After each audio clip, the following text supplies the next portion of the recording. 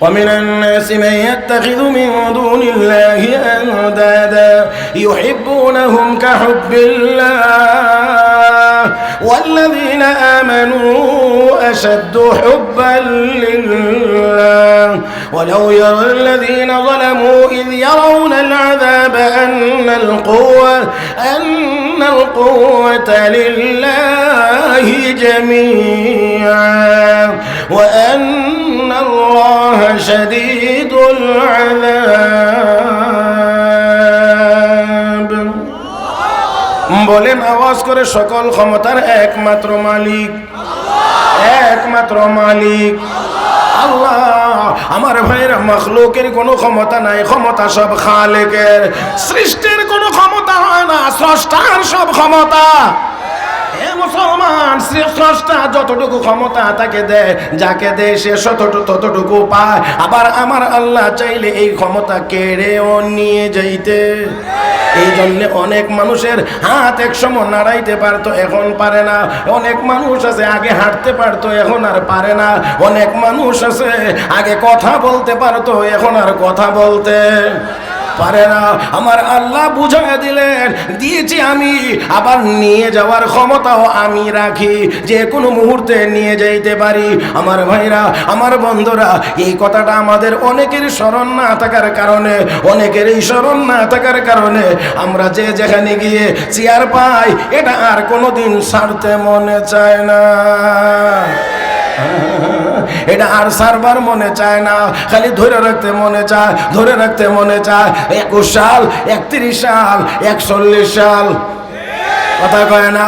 আমার আল্লাহ কয় সময় যখন শেষ হয়ে গিয়েছে, আমার আল্লাহ কয় না না না, যতই নিজের আপনজন দিয়ে যতই নিরাপত্তা বলয় তৈরি করো না কেন, এত নিরাপত্তার পরেও আমি আল্লাহ নিরাপত্তা না দিলে এই নিরাপত্তা নিয়ে 45 মিনিটও টিকা যায় না।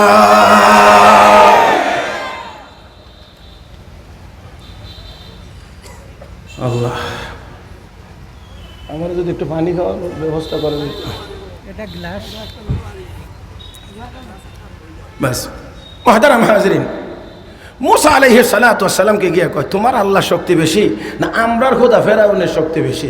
মুসা আলাইহিস সালাম ভদ্রতার কারণে লড়াইয়ের নামতে রাজি না। আল্লাহকেও পয়গম্বর, ব্যাপারটা তো তোমার আর তাদের মধ্যে না, ব্যাপারটা তো তারা দাঁড় করাইছে আমার আর ফেরাউনের মধ্যে। আমার শক্তি বেশি না ফেরাউনের শক্তি বেশি? এখানে তুমি পিছাইলে তো আমার কুদরতের কলঙ্ক হয়। বলে দাও লড়াই হবে। মুসা আলাইহিস সালাম বললেন লড়াই হবে। দিন তারিখ ঠিকঠাক করা হয়েছে, ঘটনা বলা আমার উদ্দেশ্য না, সব হয়েছে। ময়দানে 70,000, একদিকে মুসা আলাইহিস সালাম কয়জন? মুসা আলাইহিস সালাম কয়জন?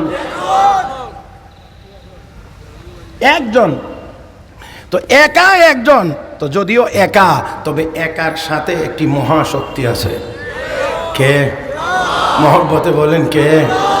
আল্লাহ আল্লাহ আল্লাহ আল্লাহ আল্লাহ। মুসা আলাইহিস সালাম একা, 70,000 জাদুঘর শুধু পরাজিত হয়েছে তা না, তারা ময়দানেই কালেমা পড়ে ফাউলকিয়াস সাহারাতু সুজদা ক্বালু আমান্না বিরাব্বি হারুন ওয়া মুসা। মুসা এবং হারুনের রবের উপরে 70,000 একসাথে কালেমা পড়ে মুসলমান। আচ্ছা বলেন দেখি, ময়দানে একা একজন 70,000 শুধু পরাজিত হয়েছে না, দল বদলায় ফেরাউনের দল ছেড়ে মুসা নবীর কাছে কালেমা গ্রহণ করে মুসলমান হয়ে গেছে। এই কথা কি আশেপাশের লোকজন জানার বাকি আছে মনে হয়? হ্যাঁ, মোটেও না। মুসা আলাইহিস সালামকে আল্লাহ নির্দেশ দিলেন, বনি ইসরাইলের 6 লাখ মানুষ, 6 লাখ, এদেরকে নিয়ে রাতের অন্ধকারে এই দেশ থেকে হিজরত করেন। মুসা আলাইহিস সালাম সেই মোতাবেক 6 লাখ নিয়ে রওনা করেছে। যাইতে যাইতে নীলনদ, পিছনে ফেরাউনের বাহিনী আবার আসা শুরু হয়ে গেছে। মুসা আলাইহিস সালামের উম্মত যারা বনি ইসরাইল, এই বনি ইসরাইল ছিল একটু অস্থির প্রকৃতির। অস্থির বুঝেন না? যদি না বুঝেন তাহলে ইসরায়েলের দিকে লাইন। এই ইসরায়েলের পূর্বপুরুষেরই বনি ইসরায়েল, কথা বুঝছেন না? ওইখান থেকেই ইসরায়েল। তো দেখেন তারা কে, ও মুসা আল্লাহর পয়গম্বর, আমরা তাদের গোলাম বান্দি ছিলাম, এটাই তো ভালো ছিল। মানে আপনি যে আমরা হিজরতের কথা বললেন, এখন সামনে নদী, পিছনে ফেরাউনের বিশাল বাহিনী যাকে যাকে আসতেছে, ঝাঁপ দিলে পানিতে পড়ে ডুবে মরবো, আর না হয় তারা এসে কচু কাটা কাটবে। তখন এখন কি হবে? মুসা আলাইহিস সালামকে টেনশনের কোনো কারণ নাই, আমি একটু যোগাযোগ করতেছি। কার সাথে? আল্লাহর সাথে। আল্লাহ কো মুসা, এটা কোনো বিষয় হইলো? লাঠিটা রেখে দাও, লাঠিটা রাখো। 12টা রাস্তা আল্লাহ বানায় দিয়েছেন, নিরাপদে সবাই পার হয়ে চলে গেছে। ফেরাউনের দল যখন আসছে, আইসা যখন এটার ভিতরে ঢুকছে, এবার আল্লাহ কো, এই পানি সব ডিরেক্ট মাইরা গিলে ফেলো। এটা বুঝেননি আপনারা? মানে একটারও উপরে ভাসানোর দরকার নাই, মারবা তো একে পানির ভিতরেই রেখে দিবা, গিলে ফেলবা। আর বড়টারে একটু ভাসাইয়া দিও, যাতে কিয়ামত পর্যন্ত মানুষ দেখে একটু শিক্ষা নিতে পারে। জুলুমের পরিণতি এমনই হয়। কয় না, কয় না, কয় না, কয় না। জুলুমের পরিণতি এমনই হয়, এমনই হয়, এমনই হয়, এমনই হয়। আমার ভাইয়েরা, আমার বন্ধুরা, আল্লাহ আমাদের সবাইকে বুঝার তৌফিক দান করুন। মহব্বতের সাথে বলি আমিন। মুসা আলাইহিস সালাতু ওয়াসসালাম এই নদী পার হইলেন, ফেরাউন ডুবে মারা গেছে। যে দাবি করতো সে নিজেই খোদা দাবি করনেওয়ালা লোকটা ওই মুসা নবীর মোকাবেলায় টিকতে পারছে না, ডুবে শেষ। এখন বলেন তো দেখি, অন্য কারো বিরুদ্ধে যুদ্ধ ঘোষণা করলে এদের অবস্থা কি হবে? বুঝছেন না মনে হইতেছে? এবার আল্লাহ পয়গম্বর, ওই বাইতুল মুকাদ্দাসের আশেপাশে একটি বড় শক্তিশালী গোষ্ঠী আছে, নাম জাব্বারিন। এই লোকগুলোর বিরুদ্ধে একটু যুদ্ধ করতে হবে। মুসা আলাইহিস সালাম যখন ঘোষণা করলেন, হেরার তো এই দিকটা পায়জামা গরম। এখন এই লোকগুলো চিন্তা করছে, ফেরাউন টিকতে পারে না, তো আর আমরা কেমনে টিকতে পারবো? ময়দানে 70,000 একজনের মোকাবেলা করতে পারে না, তো আমরা কি করব? এবার সবাই মিলে চিন্তা করছে যে আমাদের এলাকাতেই তো এক বড় বুজুর্গ বসবাস করে, বালাম ইবনে বাউরা। সে যেই দোয়া করে সেই দোয়াই তো কবুল হয়। তাহলে আসো সবাই মিলে গিয়ে তারে অনুরোধ করে দেখি, যদি তারে দিয়ে একটা বদদোয়া করানো যায়, তো মুসা নবী তার দলবল সহ রাস্তাত মরে যাব। বুঝতেছেন আমার কথা? যেই লোকটার কাছে যাবে সেই লোকটা সাধারণ কোনো ব্যক্তি না, আল্লাহর ওলি, শুধু সাধারণ ওলি, মুস্তাজাবুদ দাওয়াত ওলি। এবার সবাই লিডারেরা গিয়ে হাজির, বলতেছে, ও বালাম, তুমি তো আমাদেরই লোক, আমরাও তোমারই লোক। ওই যে মুসা তার দলবল নিয়ে আমাদের বিরুদ্ধে আসতেছে, তুমি একটু আমাদের পক্ষ থেকে মুসা এবং তার বাহিনীর বিরুদ্ধে বদদোয়া করলে যদি তারা আটকিয়ে যায়, তাহলে আমরা সবাই নিরাপদে থেকে গেলাম। তুমি একটু তার বিরুদ্ধে একটু বদদোয়া করো। মুস্তাজাবুদ দাওয়াত ওয়ালি বলতে আছে, অসম্ভব।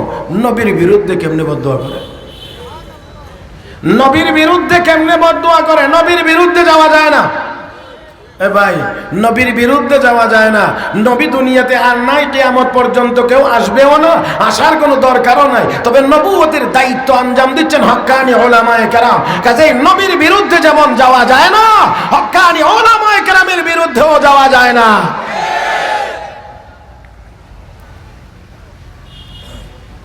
বলল আমার পক্ষে সম্ভব না।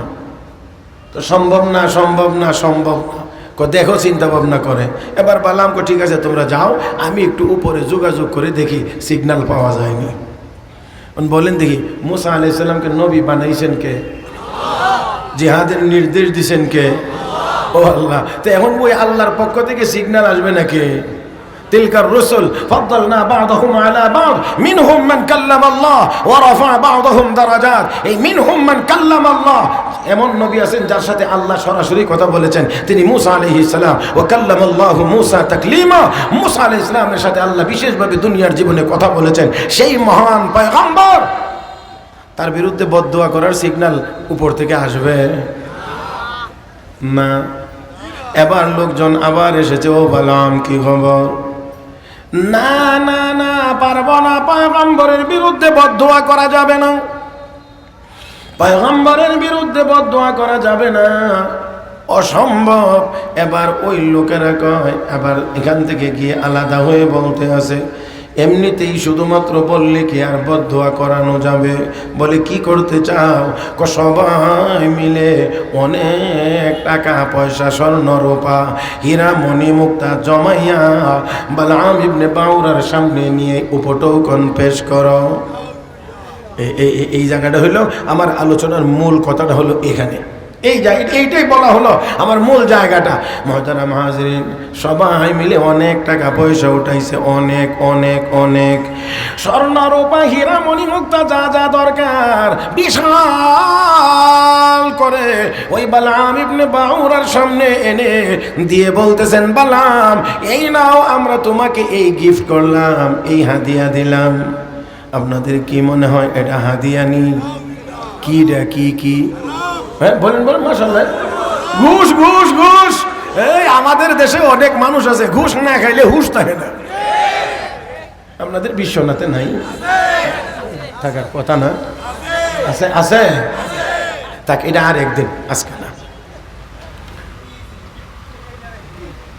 বিশাল উপটৌকন, এইগুলো দেখে এবার বালআমের মন নরম হইতে শুরু করেছে, তার এই দিকে লোভ আরম্ভ হয়ে গিয়েছে। ও মুসলমান, এবার একটু খেয়াল করে দেখেন, এই যে লোভ তার ভিতরে ঢুকতেছে, এটা বৈধ না অবৈধ? হালাল না হারাম? আমার ভাইরা দেখেন, লক্ষ্য করেন, এত বিশাল পরিমাণ টাকা পয়সা, স্বর্ণরূপা হীরা মণি মুক্তা, এতগুলো পাওয়ার পরে তার মন ওই দিকে এবার ধাবিত হতে শুরু করেছে।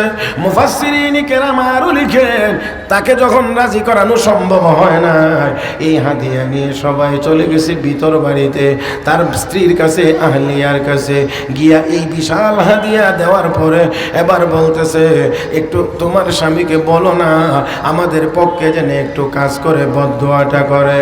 মহিলা গিয়ে এবার বলতে আছে, তাদের কাজটা একটু করে দেন না, এটা তো আমাদেরও এখনো আছে। অনেক স্যারের যদি রাজি করানো না যায়, ম্যাডাম রে রাজি করানো যায়, আর ম্যাডাম রে দিয়া কথা কয় না কাম উদ্ধার। কারণ ম্যাডামদের মন নরম, বুঝাইতে পারলে তাড়াতাড়ি বুঝে ফেলে। কয় না আমার ভাইয়েরা, সুন্দর করে বলতে পারলে মন নরম হয়ে যায়, খুব তাড়াতাড়ি কেঁদে ফেলে, আবার খুব তাড়াতাড়ি হেসেও ফেলে। হয় না? বুঝেন নাই মনে হয়? এখনই খুশি, এখনই বেজার, এখনই কাঁদতেছে, এখনই হাসতেছে। এই জন্য আমার আল্লাহ একজন মহিলাকেও নবী বানান নাই। একজন মহিলাকেও আল্লাহ নবী বানান নাই। ও মুসলমান, আমরা সব বানায় লাইছি, আর নাই কিচ্ছু। তাহলে এখন খোঁজ করে দেখি আমার খতিবগিরিটা আছে, আর ইমামতি আর খতিবগিরিটা এখনো বাকি আছে। জানি না এটাও আবার কোন সংগঠন কোন দিন রাস্তায় দাঁড়ায় যায় যে এখন থেকে আমরা ইমাম খতিব। বলা তো যায় না, কথা বোঝেন না, বলা তো যায় না। আমার ভাইয়েরা,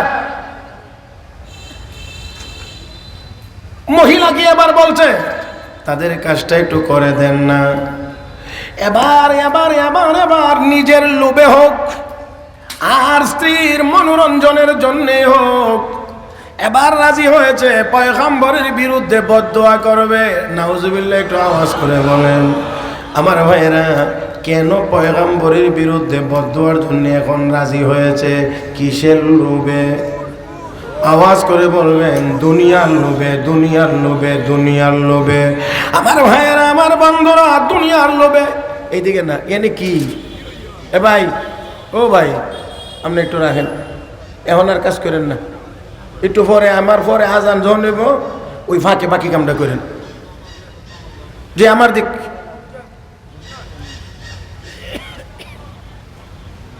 কিসের লোভে? কয় না দুনিয়ার লোভে, দুনিয়ার মহব্বতে এখন পয়গম্বরের বিরুদ্ধে বদদোয়া করার জন্য রাজি হয়েছে।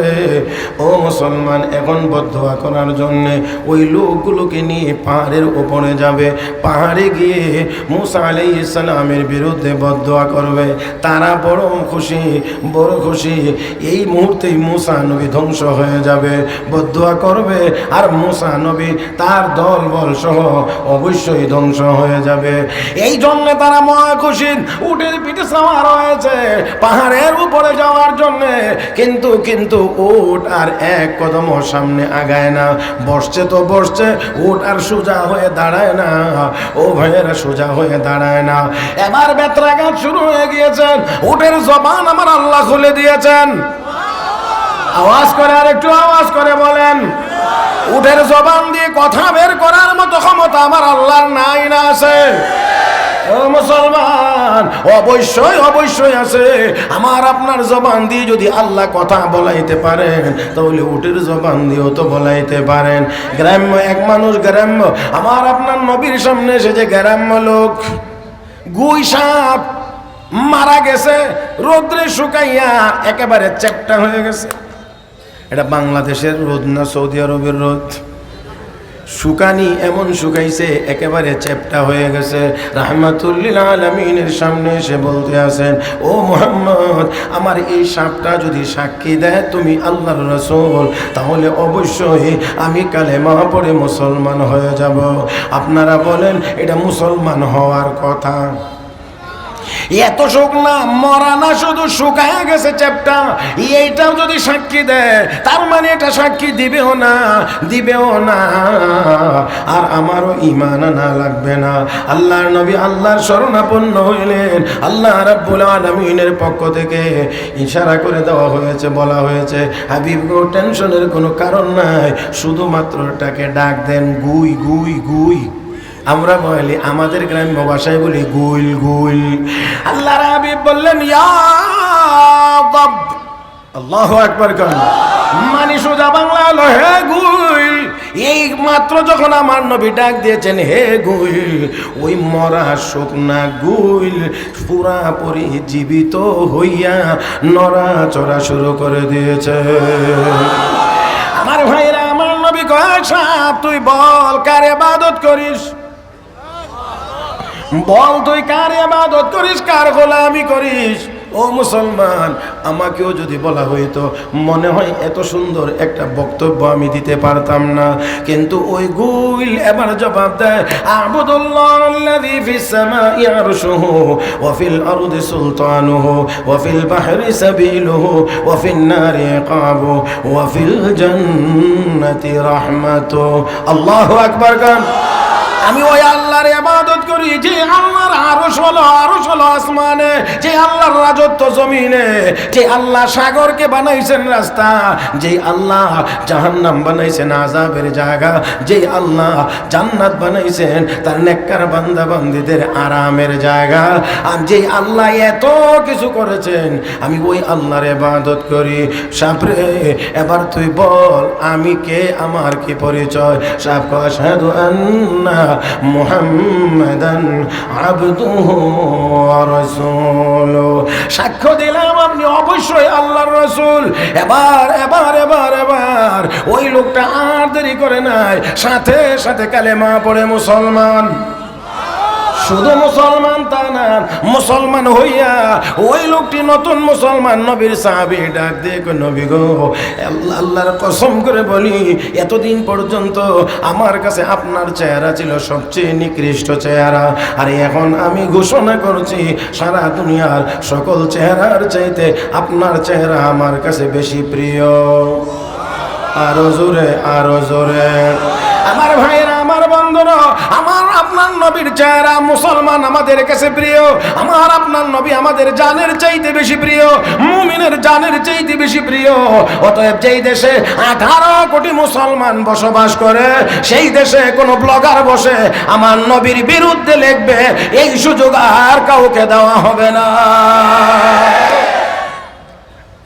আমার ভাইরা, আমার বন্ধুরা, ওটার জবান খুলে গিয়েছে। ওর ডাক দেখো, বালাম, যেই পথে তুমি আমাকে নেওয়ার চেষ্টা করছো, এই জঘন্য পথে আমি যাইতে পারবো না। এত বড় অন্যায় কাজে আমি তোমাকে মোটেও সাহায্য করতে পারবো না।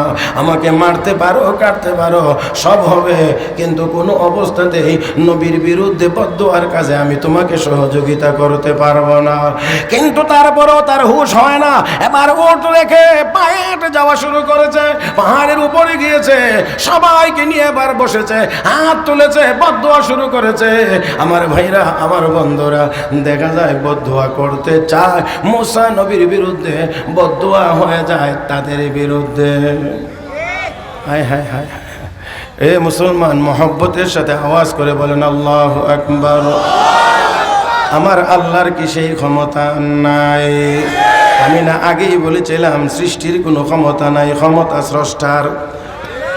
সৃষ্টিকে আল্লাহ যতটুকু দেয় সে ততটুকু পায়। আমার আল্লাহ চাইলে স্রষ্টা, আবার চাইলে সৃষ্টির ক্ষমতা রহিত করে দিতে পারেন, স্থগিত করে দিতে পারেন। এখন ওই জালেম বদদুয়া করতে চায় মুসা আলাইহিস সালামের বিরুদ্ধে, কিন্তু মুসা নবীর বিরুদ্ধে বদদুয়া হয় না, তাদের বিরুদ্ধে বদদুয়া উচ্চারণ হয়।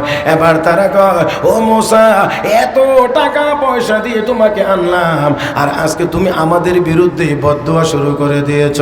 আমার আল্লাহ, আমার আল্লাহ, আমার আল্লাহ সব ক্ষমতা নিয়ে বসে আছেন, আমাদেরকে একটু একটু করে দিয়ে দেখেন আমরা কি করি, দেখেন আমরা কি করি। হে মুসলমান, জবান তার নিয়ন্ত্রণের বাহিরে।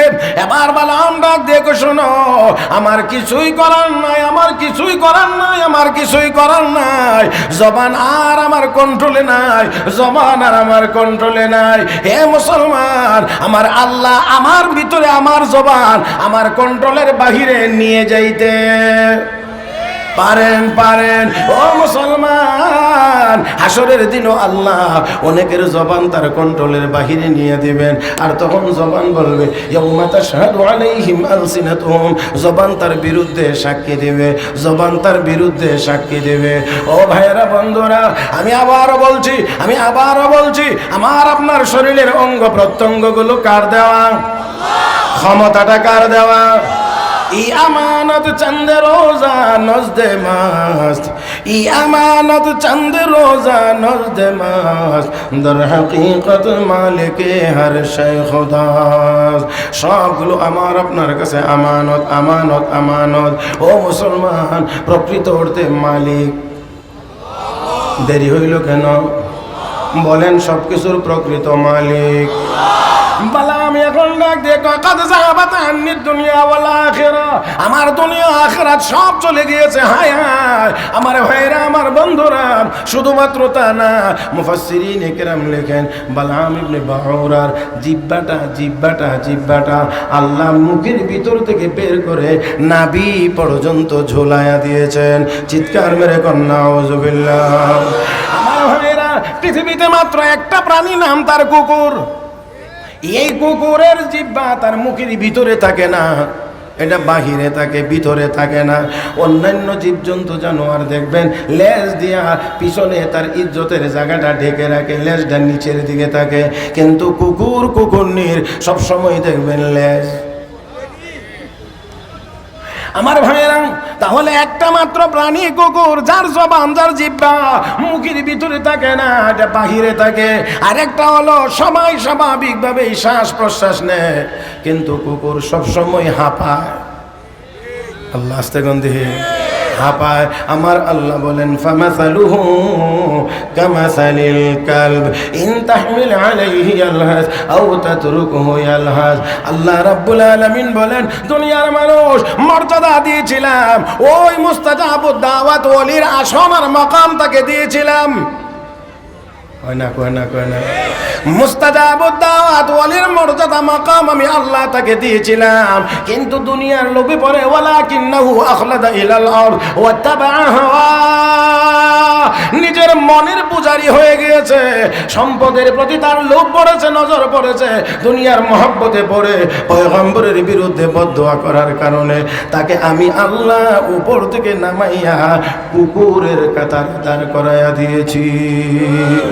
ফামাসালুহু কামাসালিল কালব, আল্লাহ রাব্বুল আলামিন বলেন তার উদাহরণ হলো কুকুরের ন্যায়, কুকুরের ন্যায়। কুকুরের জিহ্বাটা যেমন বাহিরে, তারও জিহ্বাটা বাহিরে।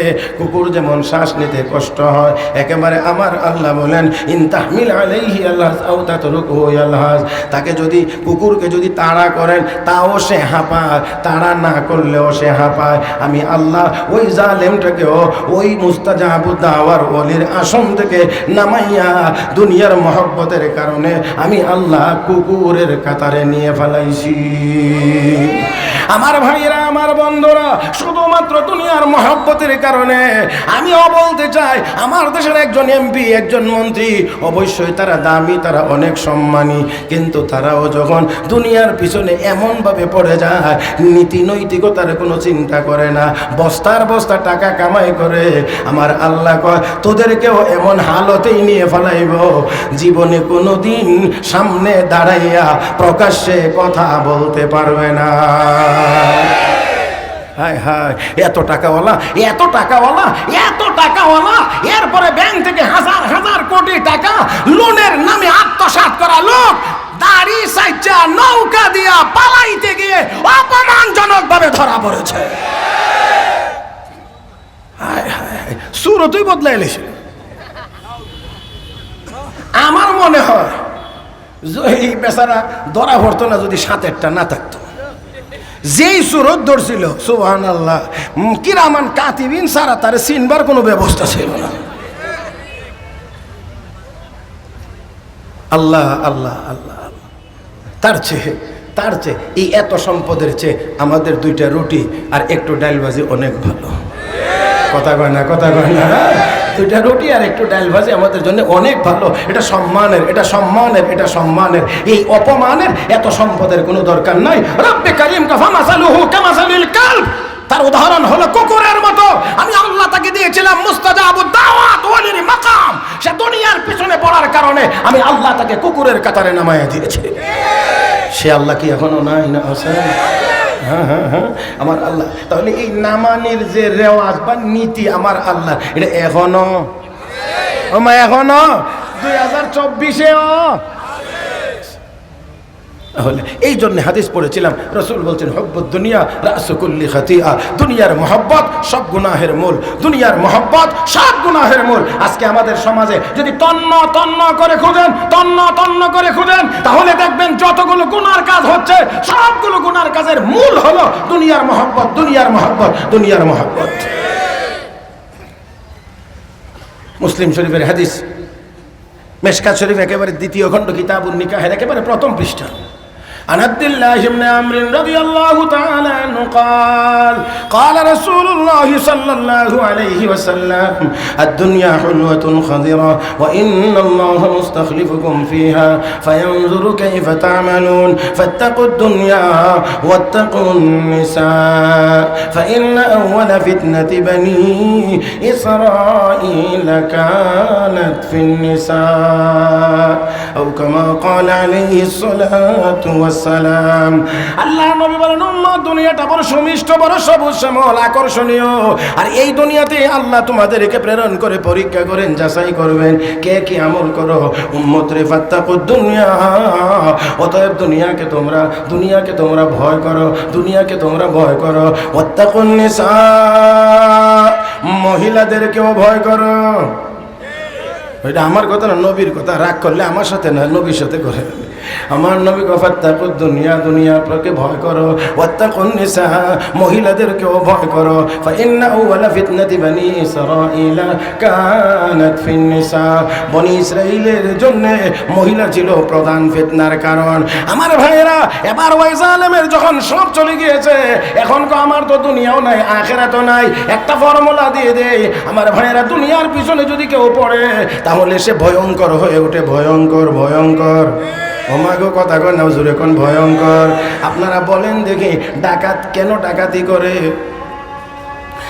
ডাকাতি করে দুনিয়ার সম্পদের লোভে। এই জন্যে অস্ত্র নিয়ে আরেকজনের বুকের উপরে ঠেক দিয়ে কয় দে, না হয় মেরে ফেলবো।